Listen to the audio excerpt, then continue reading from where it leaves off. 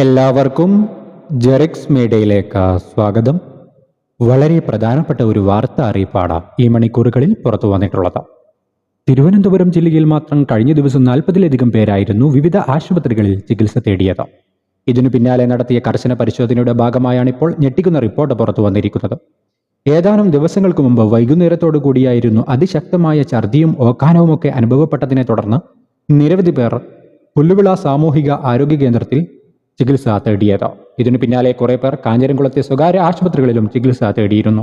ഇവരിൽ കൂടുതൽ ബുദ്ധിമുട്ട് അനുഭവിക്കുന്നവരെ നെയ്യാറ്റിൻകര ജനറൽ ആശുപത്രിയിലേക്ക് മാറ്റുകയും ചെയ്തിട്ടുണ്ടായിരുന്നു.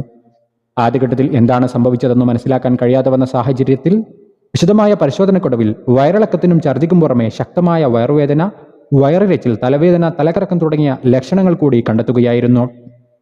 വിശദമായ അന്വേഷണത്തിനൊടുവിൽ കാഞ്ഞിരക്കുളം, പുതിയത്തുറ, പുത്തൻകട, കരുമ്പ് ചന്തകളിൽ നിന്നും വാങ്ങിയ ചെമ്പല്ലി ഇനത്തിൽപ്പെട്ട മീനാണ് ഭക്ഷ്യവിഷബാധയ്ക്ക് കാരണമായതെന്നാണ് കരുതപ്പെടുന്നത്. സമാനമായ ലക്ഷണങ്ങളോടുകൂടി വിവിധ ആശുപത്രികളിൽ നിരവധി പേർ ചികിത്സ തേടിയതിനെ തുടർന്ന് നടത്തിയ അന്വേഷണത്തിലാണ് ഇക്കാര്യം കണ്ടെത്തിയത്. പഴയക്കട, ഊരമ്പ്, ചാവിവിള, കുറുവാട് തുടങ്ങിയ പ്രദേശങ്ങളിൽ നിന്നുള്ളവരെയും രോഗം ബാധിച്ചിട്ടുണ്ട്. നെയ്യാറ്റിൻകര ജനറൽ ആശുപത്രിയിൽ മാത്രം 2 ദിവസങ്ങളിലായി 27 പേർ ചികിത്സ തേടി. കാരക്കോണം മെഡിക്കൽ കോളേജ് ആശുപത്രിയിലും നഗരത്തിലെ മെഡിക്കൽ കോളേജ് ആശുപത്രിയിലും ചികിത്സ തേടിയവരുണ്ട്.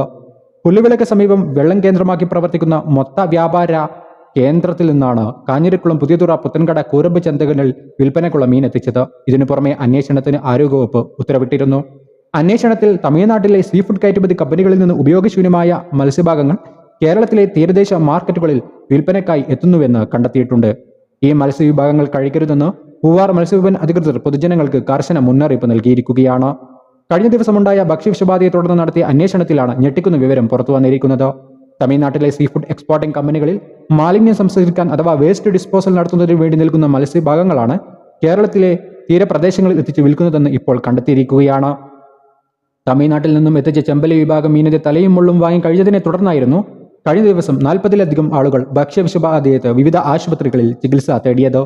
ഈ സംഭവത്തിനു പിന്നാലെയാണ് ഭക്ഷ്യസുരക്ഷാ വകുപ്പ് പരിശോധന ശക്തമാക്കുകയും ഗുണനിലവാരമില്ലാത്ത ഈ മത്സ്യവിഭാഗങ്ങളിൽ നിന്നും ഭക്ഷ്യവിഷബാധ ഉണ്ടായി എന്നുള്ള കണ്ടെത്തലും ഇപ്പോൾ നടത്തിയിരിക്കുന്നത്. ഗുണനിലവാരം ഇല്ലാത്തതും ആരോഗ്യത്തിന് ഹാനികരവുമായ ഇത്തരം മത്സ്യവിഭാഗങ്ങൾ വാങ്ങുന്നതും കഴിക്കുന്നതും ഒഴിവാക്കണമെന്ന് പൂവാർ ഫിഷറീസ് എക്സ്റ്റൻഷൻ ഓഫീസർ അറിയിച്ചിരിക്കുകയാണ്.